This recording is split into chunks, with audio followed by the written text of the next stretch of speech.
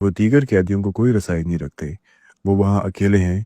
वो कभी कभार मुकम्मल अंधेरे में तवील वक्त ऐसा भी आया था कि वो जब 10 दिन के मुकम्मल अंधेरे में थे, न बिजली न कुछ और मुझे याद है जब मैंने उनसे इस बारे में बात की, उन्होंने कहा पहले 2 दिन इंतहाई मुश्किल थे, फिर वो एक किस्म के जहनी सुकून की कैफियत में काबिल हो गए। वो 2 दिन 10 दिन बन गए। उन्होंने कहा कि तो हाँ, उनकी हालत सेल में बहुत ज़्यादा अफसोसनाक है। एक बात जो मैं आपके वालिद के बारे में जानता हूँ, वो एक बहुत मजबूत हौसले वाले इंसान है। आपने थोड़ा सा जिक्र किया कि वो इस सूरत हाल से कैसे निमट रहे हैं। क्या आप हमें ये बता सकते हैं कि शुरू के दिनों में जब आपकी उनसे कॉल पर बात होती थी और आजकल वो कैसे हैं? क्या वो अब भी इतने मजबूत हैं या वो जद्दोजहद कर रहे हैं? मैं तसव्वुर भी नहीं कर सकता कि कोई 10 दिन तक अंधेरे में रहे। यकीनन ये एक बिल्कुल दुरुस्त वजाहत है। वो वाकई में एक मजबूत इंसान है। वो शायद इनमें से एक हैं। मैं तो ये कहूँगा, जाहिर है मैं जानबदार हूँ, लेकिन वो यकीनन सबसे ज़्यादा बाहौसला इंसान है, जिन्हें मैं बहुत फ़र्क से बाहौसला समझता हूँ। बहुत मजबूत। और वो बैठते हैं, जब भी हमारी उनसे बात होती है वो हमेशा की तरह मजबूत होते हैं, लेकिन वो ऐसे जो अपनी हालत की शिकायत करें। हम हमेशा पूछते हैं कि वो कैसे हैं, लेकिन वो हमेशा इन सवालात को टाल देते हैं। वो ज़्यादा दिलचस्पी लेते हैं ये सुनने में कि हम कैसे हैं। मुझे मालूम है कि उन्होंने इस सूरत हाल को जिस तरीके से संभाला है, मेरे ख्याल में वो सही तरीका है। वो बस ज़्यादातर तारीख़ी किताबें पढ़ते हैं, मजहबी किताबें भी, और फिर वो वर्जिश करते हैं, और ये दोनों चीज़ें वो हमेशा से पसंद करते आए हैं। तो मेरा ख्याल है ये इस हद तक उनके मिजाज के मुताबिक है कि वो इन दोनों चीज़ों पर तवज्जो मरकूज कर सकें। और जब भी हम कॉल करते हैं हमें सिर्फ 20 मिनट के लिए बात करने की इजाज़त होती है, और उसी वक्त के आसपास अचानक लाइन मुनक़ता हो जाती है। तो वो इस बात पर बहुत तवज्जो देते हैं कि वो पहले 10 मिनट इस तरह गुजार सकें, जो कुछ भी उन्होंने सीखा है वो हमारे साथ बांट सकें, जो कुछ भी मजहबी या ज़िंदगी का वो असबाग जो हमें सिखा सकें। और फिर आखिरी 10 मिनट वो बहुत तवज्जो देते हैं ये जानने में कि हम कैसे हैं, हमारी क्या सूरत हाल है, हमारा ख़ानदान कैसा है, और इस तरह की दीगर बातें। हमें हकीकत में ज़्यादा वक्त नहीं मिलता ये पूछने के लिए वो कैसे गुजर बसर कर रहे हैं, लेकिन मैं जानता हूँ कि वो बहुत ज़्यादा मुताला कर रहे हैं। ये तो तय है। कितने अरसे पहले थी आपकी आखिरी कॉल? तकरीबन 2 हफ्ते पहले शायद। ये पहली कॉल थी जो हमें 2 महीने बाद मिली थी, लेकिन हम खुश नसीब थे कि हम बात कर सके उनसे तकरीबन 2 हफ्ते पहले। ये कैसे काम करता है? तो क्या आपको पहले से पता होता है कि आप बात करने वाले हैं? मिसाल के तौर पे आज क्या आपको पता है कि आप कब अगली बार बात करेंगे? नहीं, ये वाकई बेतरतीब होता है। दर हकीकत मैं खुश हूँ कि आपने पूछा, क्योंकि हमें एक पैगाम आता है और वो कभी कभार सुबह 4 बजे के करीब आता है किसी भी दिन, और वो अचानक कहता है ठीक है, कॉल सुबह 10 बजे आ रही है। तो हमारे पास 6 घंटे होते हैं, और अगर हम इस वक्त के दौरान जागे ना हों तो हमसे वो कॉल रह जाती है, जो पहले भी हो चुका है, और फिर हमें इंतज़ार करना पड़ता है मज़ीद 3 महीने, जब तक कुछ ना हो। लेकिन अमूमन हो जाती है। हम इस बारे में काफ़ी मुस्तैद होते हैं। हम जल्दी में जिस भी सूरत हाल में हो कॉल कर लेते हैं। हम इसके लिए अपनी कोई भी ज़रूरी मीटिंग और फ़ौरन कॉल पर आ जाते हैं, और फिर अक्सर हमें तकरीबन 1 घंटा इंतज़ार करना पड़ता है, और फिर आखिरकार कॉल आती है और हमारे पास बात करने के लिए तकरीबन 20 मिनट होते हैं। तो इसमें कोई तरीका नहीं है, ये मुकम्मल तौर पर बदनज़मी है। ये तो ऐसे महसूस होता है जैसे अज़ियत देने का कोई तरीका हो। आपको क्या लगता है वो ऐसा क्यों कर रहे हैं? वो साबिक़ वज़ीर आज़म के साथ जो मेरे ख़्याल में इस मुल्क के सबसे मकबूल शख्स हैं। मुझे लोगों की समझ आती है, जब भी मैं किसी पाकिस्तानी से मिलता हूँ अक्सर औक़ात मुझे इस इंटरव्यू से याद करते हैं। वो इंटरव्यू लोगों पर सबसे ज़्यादा असरअंदाज हुआ था। मेरे साथ गुफ्तगू में किसी भी दूसरे लीडर से ज़्यादा बस दुनिया को ये बताने के लिए है कि इमरान खान पाकिस्तान में कितने मकबूल हैं। और एक बार फिर वो साबिक़ वज़ीर आज़म थे, एक बहुत ही मकबूल वज़ीर आज़म। आपको क्या लगता है वो उनके साथ ऐसा सलूक क्यों कर रहे हैं? आपने बिल्कुल दुरुस्त नुक्ता उठाया। ये एक तरीका है ताकि इन्हें तोड़ा जा सके।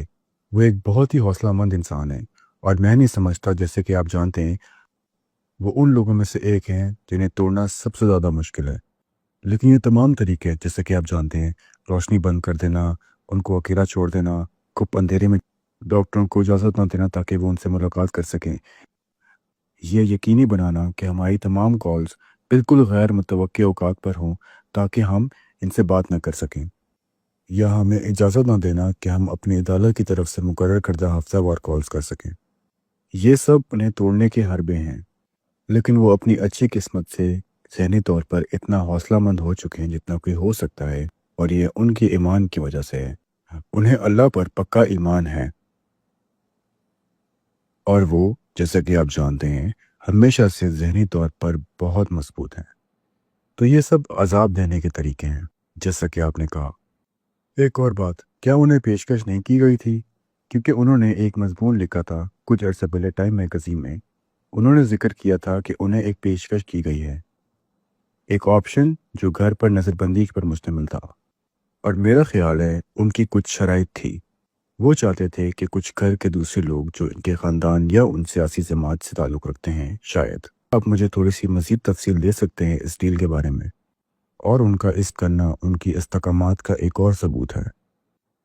تو میرا خیال ہے کہ یہ زیادہ تر اس بات سے متعلق ہے اور ان کے پارٹی کے ارکان اور خاندان کے افراد اس وقت جیل میں ہیں، اور آپ جانتے ہیں انہی جیسے حالات ہیں، تو وہ بہت ہی اصول پسند شخص ہیں، وہ ایسا ہرگز نہیں کریں گے۔ میرے خیال میں اس نے یقیناً ایک کردار ادا کیا ہوگا، وہ اس طرح نہیں چاہیں گے، وہ صرف ان کے ساتھ ہم نوا رہنا چاہیں گے۔ وہ ہمیشہ سے بہت ہی اصول پسند شخص ہیں، میرا نہیں خیال کہ وہ اپنے اصولوں کے خلاف جائیں گے جذبات میں آ کر۔ آپ لوگوں نے ان سے کیا کہا ہے؟ جیسے کہ میں صرف تصور کر رہا ہوں کہ اگر میرے والد ہوتے یا کوئی رشتہ دار ایسی صورتحال میں ہوتا تو میں اس سے اصرار کر رہا ہوتا، کیونکہ آپ لوگ لندن میں پیدا ہوئے اور لندن میں ہی رہتے ہیں، تو آپ پاکستانی پولیٹکس سے دور ہیں، اور اگر میں آپ کی جگہ ہوتا تو میں اپنے والد کو قائل کر رہا ہوتا کہ وہ کچھ بھی کر کر جیل سے نکلیں، صرف اپنی آزادی دوبارہ حاصل کرنے کے لیے۔ تو کیا آپ لوگوں نے کوشش نہیں کی انہیں قائل کرنے کی، یہ کرنے کے لیے؟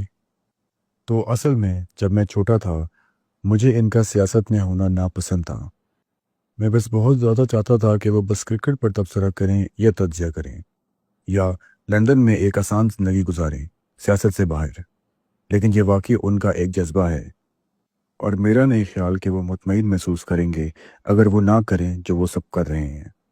مجھے نہیں لگتا کہ وہ خوش ہوں گے اگر وہ صرف زندگی گزار رہے ہوں آرام سے لندن میں۔ ہاں، کیونکہ میرا خیال ہے کہ وہ چاہتے تو جلا وطنی اختیار کر لیتے، جو وہ کر سکتے تھے، وہ آسانی سے ایک معاہدہ کر سکتے تھے سیاسی نقطہ نظر سے۔ مجھے یقین ہے کچھ مخصوص مطالبات ہوں گے ان کے۔ سب سے آسان یہ ہے، اور یہ میں خود کہہ رہا ہوں ظاہری طور پر، یہ میرا ذاتی رائے ہے، لیکن ان کا بولنا فوج کی حمایت میں مثال کے طور پہ یا پھر مخالف سیاسی جماعت کو، یہ صرف ایک مثال ہے ان کی کئی چیزوں کو جو وہ اپنی آزادی حاصل کرنے کے لیے کر سکتے ہیں، لیکن میرا خیال ہے کہ ان کی یہ خلاف ورزی ہی وجہ ہے کہ وہ جیل میں ہیں۔ اور کیا آپ اب بھی، مجھے معلوم ہے کہ آپ نے کہا تھا یہ سوال سلیمان کے بعد آپ سے بھی کیا گیا، لیکن کیا آپ اب بھی انہیں قائل کرنے کی کوشش کرتے ہیں تو چھوڑ دیں، یا آپ نے اب اس کوشش کو چھوڑ دیا ہے؟ نہیں، میرا مطلب میں ذاتی طور پر نہیں کہوں، کہ مثال کے طور پہ آپ ان کے بیٹے ہیں اور وہ صرف آپ سے ہی بات کرتے ہیں، تو جب آپ ان کے ساتھ وقت، زیادہ تر وقت کسی نہ کسی انداز میں گزرتا ہے۔ جب ہم چھوٹے تھے ہم ان کے ساتھ کرکٹ کھیلتے تھے، اب فلمیں دیکھنا، جو کچھ بھی ہو، آدھا وقت جو گزارا ہے انہوں نے ان کی حکمرانی پر لیکچر دینے میں گزارا ہے، یا پاکستان میں وہ وجوہات جن کی وجہ سے انہوں نے سیاست میں قدم رکھا، ہم انہیں بہت اچھے سے جانتے ہیں، اور یہ سب ان کے خلاف ہوگا۔ وہ ہر بات جو وہ سکھاتے ہیں، اچانک یہ کہنا کہ میں ہار مان رہا ہوں اور میں ایک آسان زندگی گزارنے جا رہا ہوں، یہ ان کی فطرت میں نہیں ہے۔ ان کا ایک ہی جذبہ ہے کہ وہ کوشش کریں اور پاکستانی عوام کی مدد کریں، اور اس وقت پاکستان شدید بحران کا شکار ہے۔ وہ اس مقصد کے لیے پوری طرح وقف ہیں، اور جیسا کہ آپ جانتے ہیں وہ ہار نہیں مانیں گے، اور وہ ہمیشہ سے یہی چاہتے تھے کہ آپ لوگ سیاست سے دور رہیں۔ کیا یہ درست ہے؟ جی ہاں، میرا یہ خیال ہے۔ دراصل اگر آپ غور کریں، پاکستان کی دو بڑی سیاسی جماعتوں پر ایک روایت قائم ہے جو خاندانی سیاست کی صورت میں ہے، جو کہ غالب ہے دو مختلف خاندانوں پر، لہٰذا وہ ہمیشہ سے نہیں چاہتے کہ ان کی سیاسی جماعت اس روایت کی پیروی کرے، اور جی ہاں، لہٰذا میں ذاتی طور پر کبھی نہیں چاہتا کہ وہ پاکستان کی سیاست میں شامل ہوں، اور میرا نہیں خیال کہ وہ یہ چاہتے ہیں کہ ہم بھی سیاست میں آئیں۔ جی ہاں، مجھے علم ہے قاسم، آپ بھی اسی طرح کی پوزیشن میں ہیں، میں شامل نہیں ہونا چاہتے، آپ ایک بہت کامیاب کاروباری شخصیت بھی ہیں، تو آپ کے پاس ایک سیاست سے ہٹ کر بھی زندگی ہے، اور اس بات سے کچھ حد تک ظاہر ہوتا ہے کہ شاید آپ کو میرے اگلے سوال کا جواب معلوم ہو کہ آپ یہ انٹرویو اب کیوں اور اس وقت کیوں دے رہے ہیں۔ تو سب سے بڑھ کر ہم نے آزمایا ہے جس کے بارے میں ہمیں لگے کہ وہ انہیں باہر نکالنے میں مدد کر سکتا ہے۔ ہم نے کبھی نہیں سوچا تھا کہ وہ اتنے عرصے تک اندر رہیں گے جتنا وہ اب تک رہ رہے ہیں آ رہا ہے، لہٰذا ہم کسی حد تک ان راستوں سے مایوس ہو چکے ہیں، اور ہم نے فیصلہ کیا ہے کہ ٹھیک ہے، اب واحد راستہ یہ ہے کہ کوئی عملی اقدامات لیا جائے کہ سامنے آ کر عوام کا خیال ہے۔ میں آپ کا شکر گزار ہوں کہ آپ نے اجازت دی کہ ہم یہاں اس معاملے پر بات کر سکیں۔ جو ہم چاہتے ہیں وہ ہے پاکستان کی طرف سے بین الاقوامی دباؤ، کیونکہ اس وقت عمران خان ایک غیر انسانی زندگی گزار رہے ہیں۔ وہ نہیں دے رہے انہیں بنیادی انسانی حقوق، وہ واقعی میں کسی بھی طور پر کافی اقدامات نہیں کر رہے، اور جو ہم چاہتے ہیں وہ ہے عالمی دباؤ۔ جی بالکل، میرے خیال سے جیسے قاسم نے کہا، ہم نے کوشش کی، ہم نے بہت کوشش کی، ہم نے باقی تمام راستے آزما لیے، قانونی ذرائع، اور اب یہ معاملہ بالکل خاموش ہو چکا ہے۔ ایسا لگتا ہے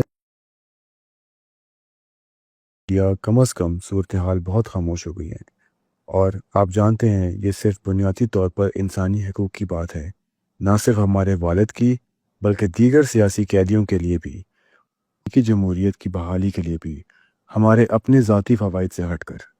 جی ہاں، یقیناً آپ کے ذاتی فوائد ہیں، یہ آپ کے والد ہیں، اور دیکھیں، بس بین الاقوامی برادری کو سمجھانے کے لیے کہ پاکستان میں صورتحال کس قدر سنگین ہے۔ پاکستان کی آبادی کتنی ہے؟ تقریباً 200 ملین، میرے مطابق شاید ہو 200 ملین سے بھی زیادہ۔ تو بڑی فوجی طاقت، جہاری ہتھیار بھی ہیں، بڑی معیشت بھی ہے۔ کیوں بہت سے لوگ یہ نہیں سمجھتے کہ کس طرح پاکستان جمہوریت کی حمایت کرنے والا ملک ہے، اور یہ میں اپنی ذاتی رائے پیش کر رہا ہوں۔ میں جمہوریت اور ایک بڑا وکیل ہوں۔ پاکستان میں جو ہوا ہے، ایکس کو لفظی طور پہ ممنوع کر دیا گیا ہے، مکمل طور پہ ممنوع کر دیا گیا ہے، مظاہرین پر ہلاکت، آپ کے والد کا نام ٹی وی سے منع کر دیا تھا، ریڈیو اسٹیشن اور سوشل میڈیا سے بھی، یقین کریں کوئی ان کا نام بھی نہیں لے سکتا تھا۔ مجھے نہیں معلوم ہے کہ کوئی اس کو جمہوریت کہہ سکتا ہے، اور وہ یہ ہے کہ لوگ حوالہ دینے کے لیے، قاسم، وہ آپ کا نام استعمال کر رہے تھے آپ کے والد کا حوالہ دینے کے لیے، بین سے بچنے کے لیے، اور آپ کے والد کے خلاف الزامات جو ہیں وہ بے حد اہم۔ میں سمجھتا ہوں کہ یہ ایک سیاسی سازش ہے، مگر یہ جمہوریت کی ہر اس حد سے باہر ہے جو تصور کی جا سکتی ہو۔ میرا مطلب ہے میں کافی ہے برازیل کی بھی، حالانکہ برازیل میں اس حد تک کچھ بھی نہیں ہوا جو پاکستان میں کیا جا رہا ہے۔ تو یہ سب کافی افسوسناک ہے، جس سب سے آپ کے والد گزر رہے ہیں اور جس سب سے ملک گزر رہا ہے، اور میں پھر یہ اپنی رائے بتا رہا ہوں، اور میں جانتا ہوں کہ آپ اس انٹرویو پر آئے ہیں سیاست سے دور اور اپنے والد کے بارے میں زیادہ بات کرنے کے لیے، لیکن میں ان کو جو سن رہے ہیں اور جو پکے ہیں یہ بتانا چاہتا ہوں کہ اس ملک میں کیا ہو، والد کی لڑائی کتنی اہم ہے۔ آپ نے پاکستان پر بین الاقوامی دباؤ کے بارے میں بات کی، اور ہم نے گزشتہ سال کے آخر میں ایسا کچھ ہوتے دیکھا، اور اب یہ بات کافی دب چکی ہے، مجھے نہیں پتا کیوں۔ میں رچرڈ گرینل کے بارے میں بھی بات کرنا چاہتا ہوں، جو کہ ٹرمپ انتظامیہ کے ایک خصوصی سفیر ہے۔ اس نے بنیادی طور پر آپ کے والد کی رہائی کے مجھے لگتا ہے گزشتہ سال کا آخر چل رہا تھا، انتخابات کے بعد، ٹرمپ کے انتخابات جیتنے کے بعد، اس نے کہا ہے کہ معذرت، میرا پہلے آپ سے سوال یہ ہے کہ اس حوالے کو پڑھنے سے پہلے کیا آپ کی کبھی بات ہوئی ہے رچرڈ سے، ان کے اس بیان سے پہلے یا بعد میں؟ تو ہم رچرڈ کے کافی شکر گزار ہیں، ان کی ساری حمایت، اور میں نے ان کی ٹویٹ دیکھ، ہم نے اس کے ساتھ ذاتی طور پر کوئی رابطہ نہیں کیا ہے۔ میں ان کی ٹویٹ پڑھ کے سناتا ہوں۔ یہ ٹویٹر پہ رچرڈ ہے، یہ پچھلے سال نومبر کے قریب کی تھی۔ دیکھو پاکستان، جھوٹے الزامات پر جیل میں ٹرمپ جیسے رہنماؤں کو اور عوام کو امریکی کی سرخ لہر سے متاثر کیا گیا ہے۔ دنیا بھر میں سیاسی کارروائی کو روکو۔ سب سے پہلے وہ کہتا ہے، اور میں نے کیا کہ لوگوں کو عمران خان کی شخصیت کے متعلق کروں۔ میں نے ان کا صدر ٹرمپ کے ساتھ بھی بہت موازنہ کیا، وہ ایک ہی طرح کے سیاسی ہدف سے گزرے ہیں۔ ٹرمپ نے فتح حاصل کی اور اب وہ صدر ہے، لیکن میں ہے۔ اس ٹویٹ میں رچرڈ کی خصوصیت پر آپ کا کیا خیال ہے؟ مجھے یقیناً یہ لگتا ہے کہ قانون سازی میں اور جس طرح نشانہ بنائے گئے دونوں ایک ہی ہیں۔ جی ہاں، میں سمجھتا ہوں میں یہ ٹھیک سمجھتا ہوں۔ اس کے بارے میں جو وہ کہتا ہے کہ انہیں جھوٹے الزامات کہتے ہیں، اور یہ بھی کہتے ہیں کہ لوگوں کو اس سے متاثر کیا گیا ہے امریکی سرخ لہر سے، اور وہ اسے سیاسی کارروائی کہتے ہیں، جس کا آپ نے پہلے بھی ذکر کیا ہے۔ کیا آپ کہیں گے کہ یہ رچرڈ کی طرف سے ایک صحیح خصوصیات ہے؟ اور اس کے علاوہ ٹرمپ انتظامیہ میں دوسروں کے لیے آپ کا کیا پیغام ہوگا؟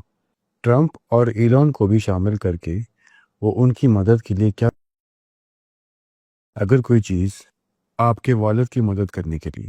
تو مجھے لگتا ہے کہ یقینی طور پر یہ ایک منصفانہ خصوصیت ہے جب پاکستانی سیاست کی بات آتی ہے۔ 100% وہ غلط الزامات ہیں، بڑھائے ہوئے الزامات، جو کوئی بھی تھوڑا سا دیکھے گا اس کو بھی دکھ جائے گا۔ ایک پیغام یہ ہے کہ ٹرمپ انتظامیہ کے لیے، اور ہم کسی بھی حکومت سے مطالبہ کریں گے جو آزاد اظہاری اور مناسب جمہوریت کی حمایت کرتی ہے، کہ وہ ہمارے والد کی آزادی کی دعوت میں، اور خاص طور پر دنیا کے سب سے طاقتور رہنما بھی۔ میرا مطلب ہے، جی ہاں، میں مکمل طور پر اتفاق کرتا ہوں۔ ہم صرف یہ چاہتے ہیں کہ بین الاقوامی برادری سے کیا ہو رہا ہے اور امید کی کارروائی کریں۔ ٹرمپ سے بہتر کون ہے اس کے لیے؟ تو ہم ٹرمپ سے بات کرنا پسند کریں گے، یا کوئی ایسا طریقہ تلاش کرنے کی کوشش کریں گے جہاں وہ کسی طرح مدد کر سکیں، کیونکہ دن کے آخر میں والد کو آزاد کروانے کی کوشش کر رہے ہیں پاکستان میں جمہوریت، اور صرف ان کی بنیادی نہیں بنائیں۔ کیا آپ اس بات سے مطمئن ہوں گے اگر دنیا میں کوئی جو کافی جانی شخصیت ہو یا اس کا سیاسی اثر ہو جو مدد کرنا چاہتا ہے؟ اور یہ سوال میں نے ابھی کیا آپ چاہتے ہیں کہ وہ صرف اس بارے میں عوامی سطح پر بات کریں، یا آپ چاہیں گے کہ وہ آپ سے ملیں؟ آپ کیا مشورہ دیں گے؟ ان لوگوں کو کیا کہیں گے؟ دونوں۔ مجھے لگتا ہے کہ اس کے طور پر بات کریں کھل کے۔ مجھے لگتا ہے یہ بہت اچھا ہوگا، صرف تھوڑا سا شور پیدا کرنے کے لیے، کیونکہ یقینی طور پر حال میں ہی تھوڑا سا خاموش پڑ گیا ہے، اور یقیناً اگر وہ تھوڑا سا بھی کر سکے ہمیں اچھا لگے گا، اور وہ ہمارے پاس آئیں اس صورتحال میں مدد کرنے کے لیے، یا کوئی بھی طریقہ ہو۔ میں آپ کے والد کا ایک اقتباس پڑھنا چاہتا ہوں۔ جو بات ہم نے پہلے کی تھی اس پر واپس آتے ہیں، کیونکہ یہ صرف آپ کے والد نہیں تھے جن کو نشانہ بنایا گیا تھا، ان کی حالیہ بیوی بھی جیل میں ہیں، خاندان کے دوسرے ممبران اور ان کے سیاسی مختلف طریقوں سے نشانہ بنایا گیا ہے۔ مجھے یاد ہے کہ جب میں نے آپ کے والد کا انٹرویو کیا تھا، ان کی پارٹی میں بہت سے لوگ بھاگنے کی کوشش کر رہے تھے، یا دوسرے ممالک میں خاندان کے ممبران کے بارے میں پریشان تھے۔ میں نے ان سے بہت سے لوگوں سے نجی طور پر بات بھی کی ہے۔ ٹائم میگزین میں سے آپ کے والد کے اسی مضمون سے ایک بار پھر ایک اقتباس پڑھوں گے۔ ہمارے سوشل میڈیا رضاکاروں، ڈائسپورا اور کارکن کے حامی، ان کے خاندانوں کو اختلاف پر کی کوشش میں ان کو ہراساں اور اغوا کیا جا رہا ہے۔ آپ لوگوں نے یہ دیکھا ہے؟ کیا یہ سچ ہے؟ کیا آپ کے والد کی حمایت کرنے والوں کو تھا؟ جی ہاں، مجھے لگتا ہے کہ یہ کافی بڑے پیمانے پر رپورٹ کیا گیا ہے کہ صحافیوں، حامیوں اور پارٹی کے ممبران جنہیں اغوا کیا گیا ہے، لاپتہ کیا گیا ہے۔ ایسے اطلاعات بھی آئی ہے کہ لوگوں کو تشدد کا نشانہ بھی بنایا گیا ہے۔ میرے خیال میں یہ بات خاص حد تک درست ہے۔ کیا یہ بات آپ دونوں کو فکر میں ڈالتی ہے؟ جی بولیں قاسم۔ میں بس یہ کہنے لگا تھا کہ میرا مطلب ہے، سلمان نے کہا ہے کہ رپورٹس میں یہ بات کافی حد تک واضح ہے کہ وہ تقریریں دیتے ہیں، بکھرے ہوئے دکھتے ہیں اور پریشان حال نظر آ رہے ہوتے ہیں، اور اچانک وہ میرے والد پی ٹی آئی کا حصہ نہیں رہتے، یا اچانک وہ لوگ سیاست بھی چھوڑ کے چلے جاتے ہیں، اور یہ سب اس سب سے یہ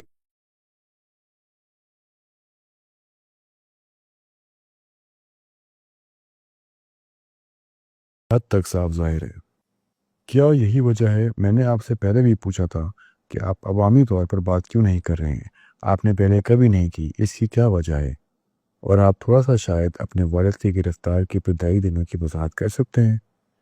آپ تب کہاں تھے جب آپ نے اس بارے میں سنا تھا؟ آپ کے دماغ میں پہلی چیز کیا آئی تھی؟ کیا آپ کو اس کے ہونے کی توقع تھی؟ میں جانتا ہوں کہ آپ نے پہلے بھی کہا تھا کہ آپ کو توقع نہیں تھی کہ اتنا وقت گزر جائے گا۔ میں جاننا چاہتا ہوں کہ آپ نے پہلے اور جب وہ پہلی دفعہ گرفتار ہو کر چھٹ گئے تھے تو اس کی وجہ سے بڑے پیمانے پر احتجاج کیے گئے تھے، اور وہ پھر گرفتار ہو گئے، اور لوگ آہستہ آہستہ خاموش ہو گئے۔ ہم ہمیشہ سے کافی نجی لوگ رہے ہیں۔ یہ بات واپس اس نقطے پر آتی ہے جو ہم پہلے بھی بات کر رہے تھے، کہ ہمارے والد نے کبھی نہیں چاہا کہ ہم پالیٹکس میں آئیں۔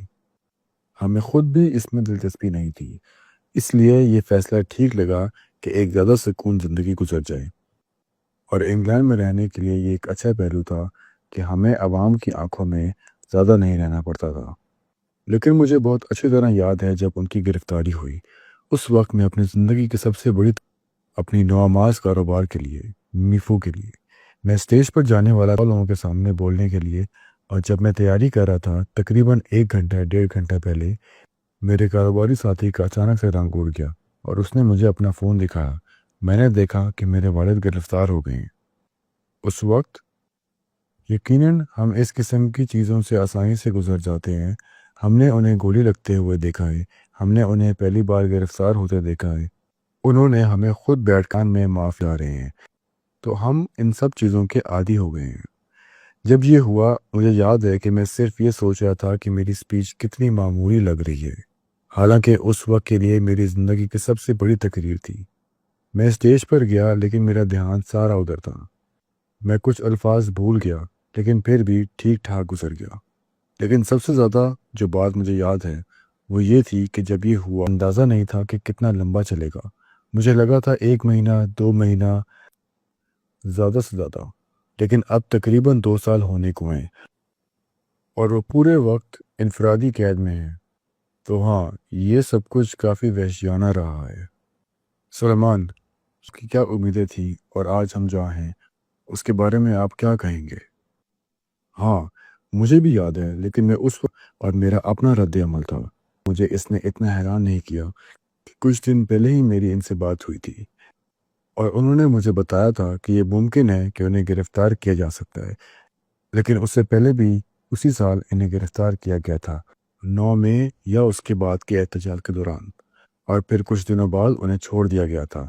تو مجھے امید تھی کہ اس دفعہ بھی ویسے ہی ہوگا، اور میں تو بالکل بھی اس امید میں نہ تھا کہ لگ بھگ 2 سال بعد بھی انہیں یہ پیشکش کب پیش کی گئی تھی۔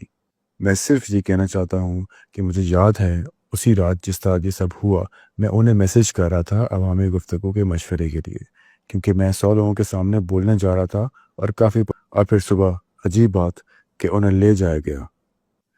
یہ واقعی دل توڑ دینے والی بات ہے جو آپ لوگوں کے ساتھ ہو رہا ہے، اور سب سے پہلے تو میں عزت کرتا ہوں خاص کر پاکستانی سیاست کے حوالے سے، جہاں ہمیشہ بچوں کو تیار کیا جاتا ہے کہ وہ اپنے والد کے نقش قدم پر چلیں۔ پاکستان میں ہمیں دہائیوں سے یہ روایت چلتی دیکھی ہے۔ عمران خان نے آپ دونوں کو سیاست سے دور رکھا ہے، آپ کی حفاظت کی۔ یہ بہت قابل تعریف کی بات ہے کیونکہ پاکستان کی سیاست بہت ہی خطرناک ہے، اور آپ دونوں جتنے متوازی ہو وہ بھی بہت قدر کی بات ہے۔ جو ہم ملے تھے قاسم، تم مذاق میں بھی کہہ رہے تھے کہ تم واقعی بہت عاجز ہو۔ آپ دونوں اپنے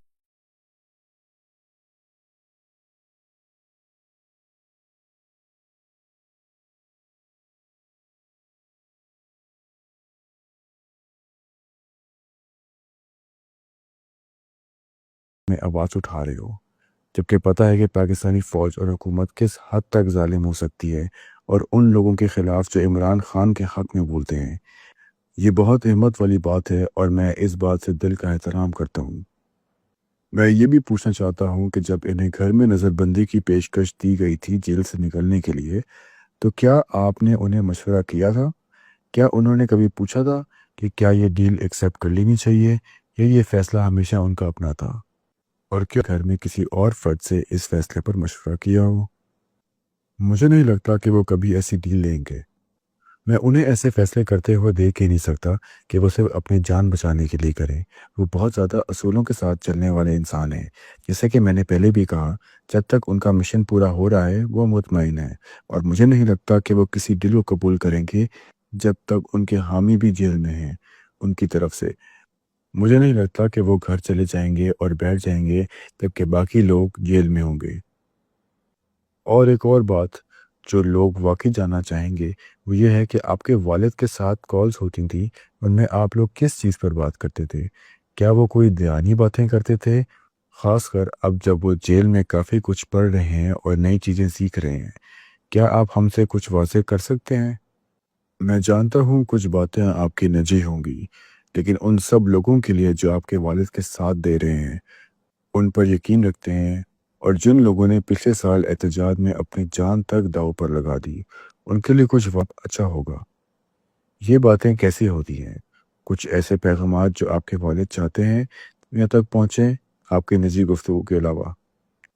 تو ایک چیز یہ ہے کہ ہاں وہ بہت سی باتیں نجی ہوتی ہیں اور زیادہ تر گھر کے متعلق ہوتی ہیں، لیکن کبھی کبھی ہلکے پھلکے انداز میں وہ بات کرتے ہیں۔ حال ہی میں ایک بار وہ ہنس رہے تھے کہ ان کے مخالفین کتنے مایوس ہو گئے ہیں، صرف ان پر تشدد کرنے کے وہ ہنس کر کہہ رہے تھے کہ اب تو میرا ویسے بھی باہر کی دنیا سے رابطہ نہیں ہے۔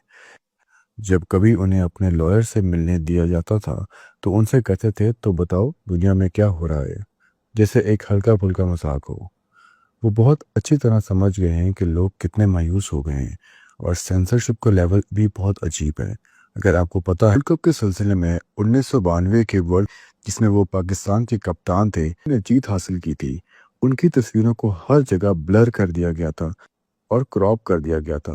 سوچو ورلڈ کپ جیتنے والے کپتان کے ساتھ ایسا سلوک، کتنی چھوٹی سوچ ہے۔ تو ہنس رہے تھے، جو ایک چھوٹی سی لیکن دلچسپ سی بات ہے۔ صبر، انہوں نے ان کی تصویر کراپ کر دی تھی۔ میں آپ کو بعد میں بولنے کا موقع دوں گا، لیکن مجھے اس بات کا نہیں پتا تھا، یہ تو کچھ زیادہ ہی کارٹون جیسا لگ رہا ہے۔ تو اصل میں ان تصویروں میں جو کرکٹ ورلڈ کپ سے متعلق تھی جہاں وہ کپتان تھے، ان میں ان کی تصویروں کو کراپ کر دیا گیا ہے۔ میں عمران خان کو تب سے جانتا ہوں جب سے وہ پرائم منسٹر نہیں تھے۔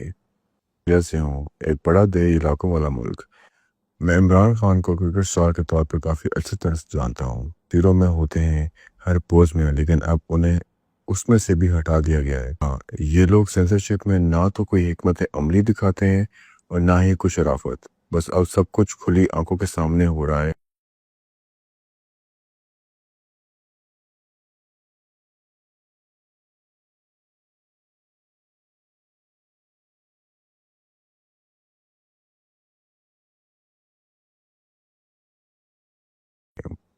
سلیمان، شاید آپ سے بھی یہی سوال ہے، ان گفتگو کا کیا لہجہ ہوتا ہے اور آپ کے والد کا حال کیا؟ اب تک جو آپ نے بتایا ہے اس سے صرف یہی لگتا ہے کہ وہ صرف مضبوط نہیں بلکہ برداشت زیادہ مضبوط ہے۔ یہ برداشت ہی نہیں کر رہے بلکہ مخالف پارٹی کی مایوسی۔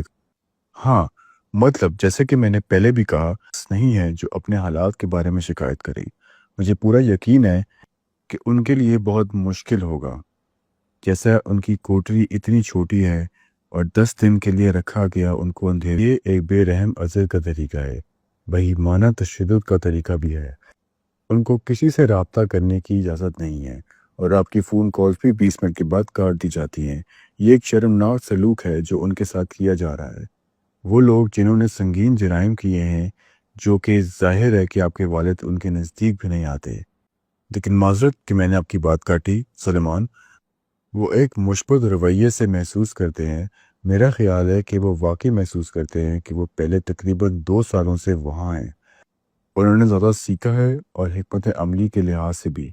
آپ جانتے ہیں انہوں نے واقعی ایک اچھا لائے عمل تیار کیا ہے کہ وہ مستقبل میں کیا کرنا چاہتے ہیں۔ یہ خیال ہے کہ وہ ہمیشہ پر امید رہتے ہیں اور وہ اسے ایک بہترین سیکھنے کا موقع سمجھتے ہیں، جیسے کہ آپ جانتے ہیں اگرچہ ظاہر ہے کہ یہ اصل میں کتنا مشکل ہے۔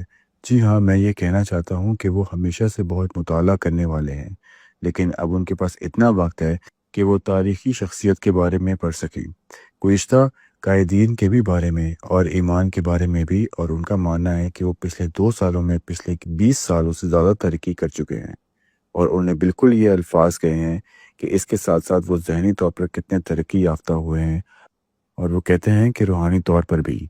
جیسا کہ آپ جانتے ہیں کہ وہ یہ حکمت عملی بنا رہے ہیں کہ رہائی کے بعد پاکستان کے لیے کیا کر سکتے ہیں۔ تو ہاں، وہ ان چند لوگوں میں سے سب کے بعد بھی باہر امید کے ساتھ زیادہ مضبوط بن کر نکلیں گے۔ کیا آپ کو لگتا ہے کہ وہ واقعی باہر آئیں گے؟ میرا مطلب ہے یقیناً میں یہی، مگر ہم یہاں کیوں ہیں؟ اس کی وجہ یہ ہے کہ آپ جانتے ہیں ہمیں لگتا ہے کہ ہمارے پاس کے راستے محدود ہوتے جا رہے ہیں، اور جو چیز ہمیں سب سے زیادہ پریشان کر رہی ہے وہ یہ ہے کہ پاکستان پر خود دباؤ تھا، خبروں کا زور۔ آپ جانتے ہیں یہ سب حال میں ہی کافی حد تک ختم ہو گیا، یہ مدھم پڑ گیا ہے۔ تو ہم یہاں اس لیے ہیں کیونکہ ہم واقعی پریشان ہو رہے ہیں، فطری طور پر اس وقت بہت پریشان ہیں، یہاں تک کہ ان پر ایسے مقدمات قائم کرنے کی دھمکیاں دی گئی ہیں جس میں سزائے موت آپ جانتے ہیں اس لیے کر رہے ہیں۔ وجہ یہ ہے کیونکہ حالات جا رہے ہیں، لیکن جی ہاں، ہم امید کرتے ہیں، جی ہم صرف پر امید رہ سکتے ہیں۔ کیا وہ جانتے ہیں کہ آپ یہ انٹرویو کر رہے ہیں؟ جی ہاں، ہم نے ان سے پوچھا تھا۔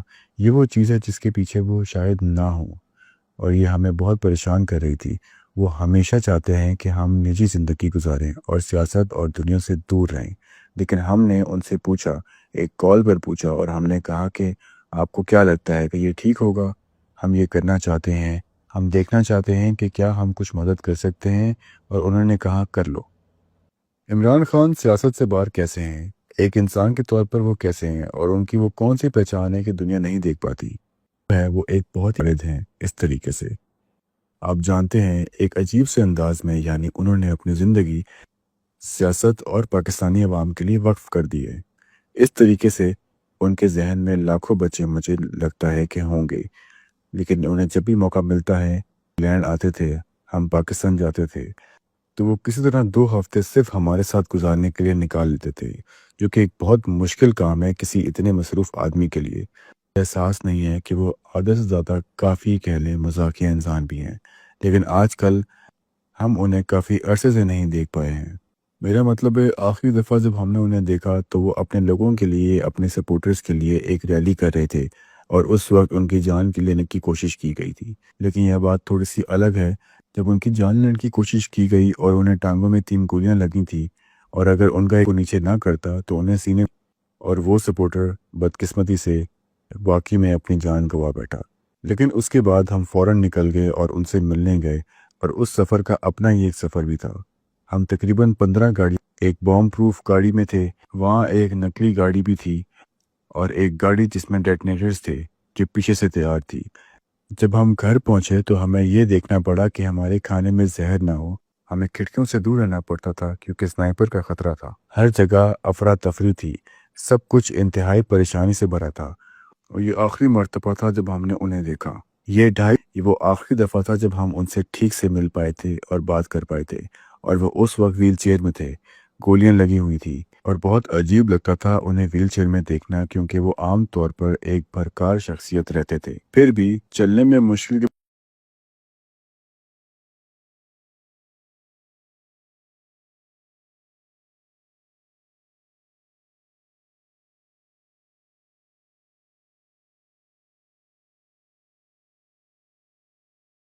برقرار تھا۔ یہ آخری دفعہ تھا جب ہم نے انہیں حالی وقت میں دیکھا۔ اس سے پہلے بھی ہم ان سے زیادہ، مگر ہمارے ہو سکتا تھا ہمیں دیکھنے کے لیے وقت نکالتے تھے۔ انہیں سال میں 7 یا 8 بھی مدتوں کے لیے، وہ ایک نہایت وفادار، واقعی نہیں لگتا کہ لوگ یہ واقعی سمجھتے ہیں۔ آپ کھڑکیوں سے دور رہ رہے تھے کیونکہ سنائپر کا خطرہ تھا۔ لوگ یہ چیک کر رہے تھے کہ کہیں آپ کے کھانے میں زہر تو نہیں۔ وہ یہ چیک کر، او خدایا، یہ تو پاگل پن ہے، کیا زندگی ہے۔ دیکھنا پڑتا تھا کہ کھانا کہاں سے آیا ہے، بس اصل میں یہ سب سے ضروری ہوتا تھا۔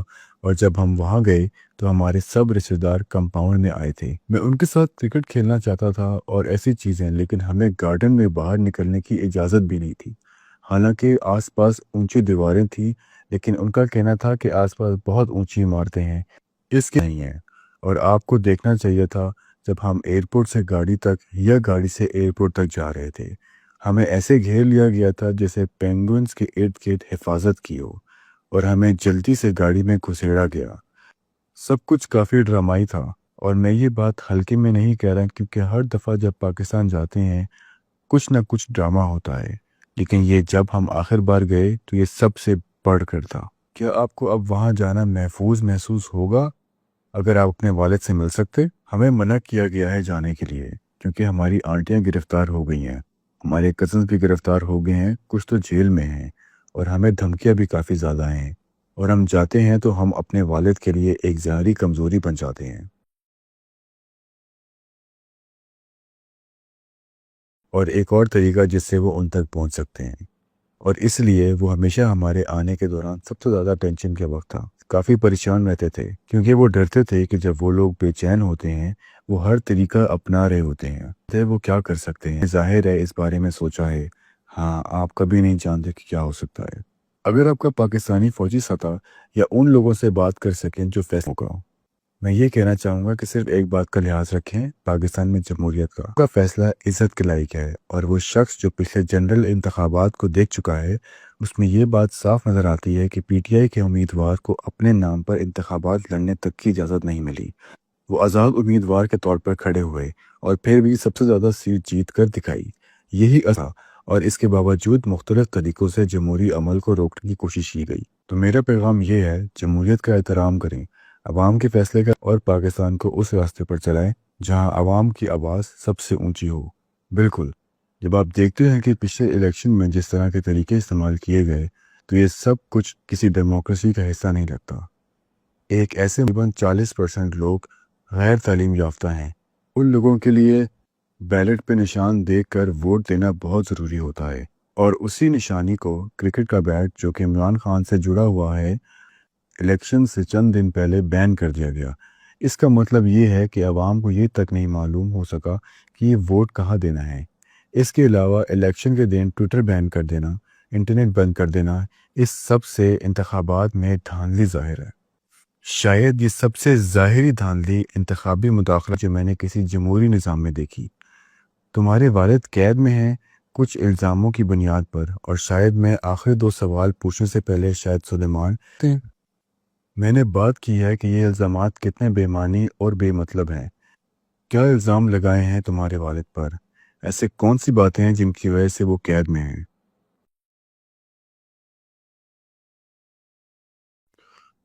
تو یہ سب کچھ بالکل ہی بے معنی ہے، عجیب سی باتوں سے لے کر جیسے کہ انوکھے پھل بیچنے تک، اور پھر بدعنوانی کے الزامات لگانا۔ یہ سب سے ہے جو میرے والد کو نہیں جانتے۔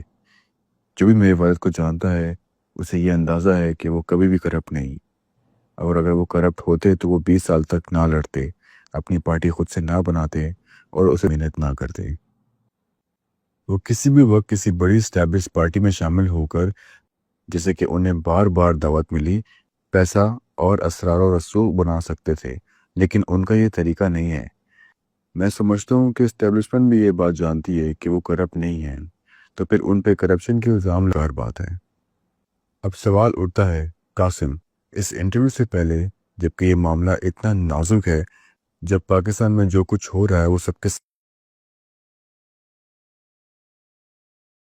دونوں نے کبھی بھی پبلک میں بات نہیں کی، تو آپ کی فیملی کا کیا رد عمل تھا؟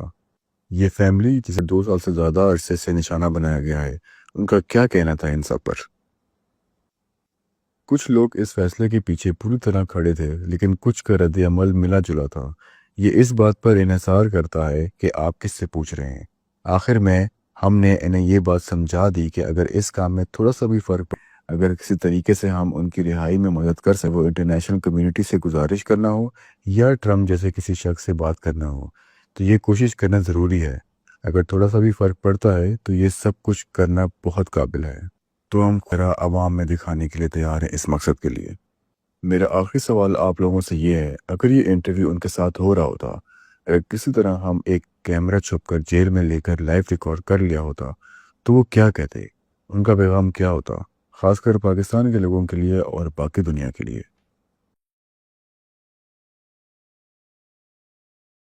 طرف سے ہم یہ کہہ سکتے ہیں کہ وہ ہمت نہیں ہارے۔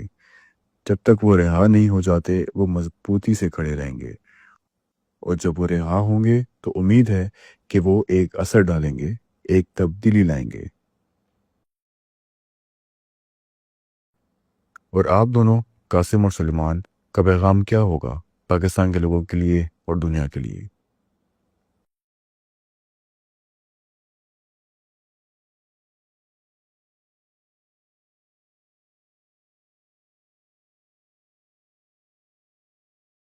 ہونا، وہ خود امید نہیں ہارے، انہوں نے ہار نہیں مانی، وہ جیل میں صرف بیٹھ کر وقت نہیں گزارے، وہ مستقبل کے بارے میں سوچ رہے ہیں، اور انہیں یقین ہے کہ تبدیلی آئے گی۔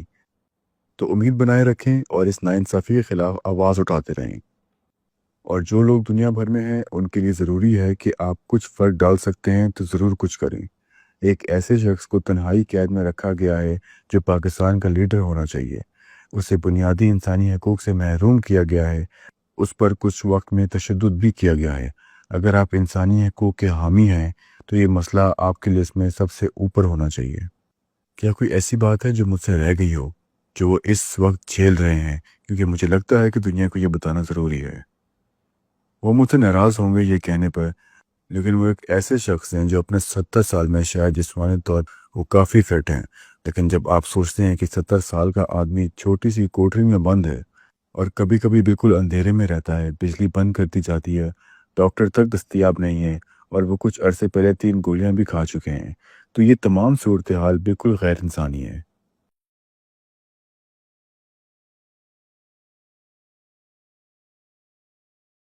اور اگر میں اپنی بات ختم کروں تو یہ کہنا چاہوں گا کہ میں اکثر اپنے انٹرویوز میں کوئی موقف نہیں لیتا، لیکن کچھ حالات ایسے ہوتے ہیں جہاں خاموش رہنا ناانصافی ہوتی ہے۔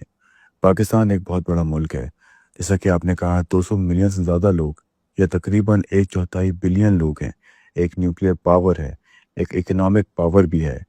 سب سے اہم بات یہ ہے کہ عمران خان جتنے بھی باغی ہیں ہے کہ میں ان کی کچھ پالیسی سے اختلاف رکھتا ہوں، اور ہو سکتا ہے کہ آپ دونوں بھی اپنے والد کی کچھ باتوں سے اختلاف رکھتے ہوں، پر لوگوں نے ان کو ووٹ دیا ہے اور دنیا کو۔ اگر آپ چپ رہ جائیں جب ایک جمہوریت کو دبایا جا رہا ہوتا ہے، اور اگر یہ معاملہ کسی بھی جمہوریت میں دہرایا جا سکتا ہے، اس لیے بہت ضروری ہے کہ آپ کی سیاسی سوچ کچھ بھی ہو، لیکن کچھ بنیادی اصولوں کے لیے کھڑے رہنا چاہیے۔ جمہوریت ان میں سے ایک ہے۔ میں دعا کرتا ہوں آپ کے والد جلد جیل سے رہا ہوں، دعا کرتا ہوں کہ وہ صحت مند رہیں، پاکستان میں حالات بہتر ہوں، اور آپ لوگ ایک عام زندگی گزار سکیں، عمران خان کی فیملی اور آپ دونوں بھی۔ میں آپ کا وقت دینے کا بہت شکریہ ادا کرتا ہوں۔ عمران خان کا بھی شکریہ کہ انہوں نے اس انٹرویو کی اجازت دی، اور میں امید کرتا ہوں کہ جلد دوبارہ عمران خان کا انٹرویو کروں۔ قاسم اور سلمان، آپ دونوں کا بہت شکریہ۔ خدا حافظ۔